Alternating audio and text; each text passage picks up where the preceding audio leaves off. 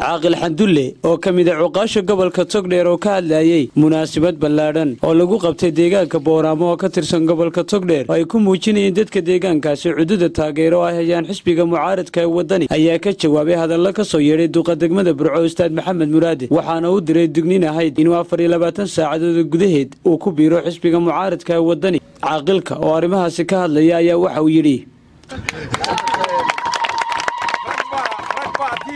إذا حالي سو تاجين حنية شاكتي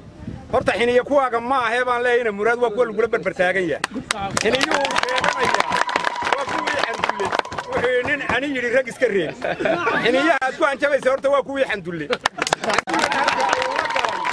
waa wadani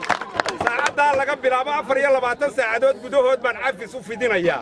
inuu ku soo galo isku soo dhiibo wadani deegaankii soo saaray hal kursi hadduu la soo baxo waa wax qabad anigu waa in adeerkay dhaleecay maayo waxbaan la jeclaa waxse hadii uu qaban waayay de wuxuu taariikhdu qarin mayso gabaygi aha taariikhdu qarin mayso nin walba wixii uu ku leeyahay dadka konton cid buu sheegan jiray maanta hadduu 10 cad kulmiye u helo wallahi waa loo dadaalay waqtigu uu socdaa tuulooyin badan buu ku socdaa ilaa 14 tuulo doonaya maanta inuu ka qayb galo waqti baynu taaganahay cidii dambe hadalkayga dambeysana waxaan leeyahay lagu soo dhaweeyo dadkuna wuxuu yiri hirdoogla lagu socdaa dadkuna waa wada hayaan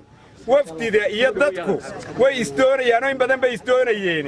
ilaahay waxaan u maleynayaa cirana inuu xashkii au galay imika ka aqbalado mar quraba ilaahayna soo jeediyay qulubta ilaahay baa ka gadiya Khadar Cabdirasaaq Salebaan Khadar Hanad Bulsha TV Burco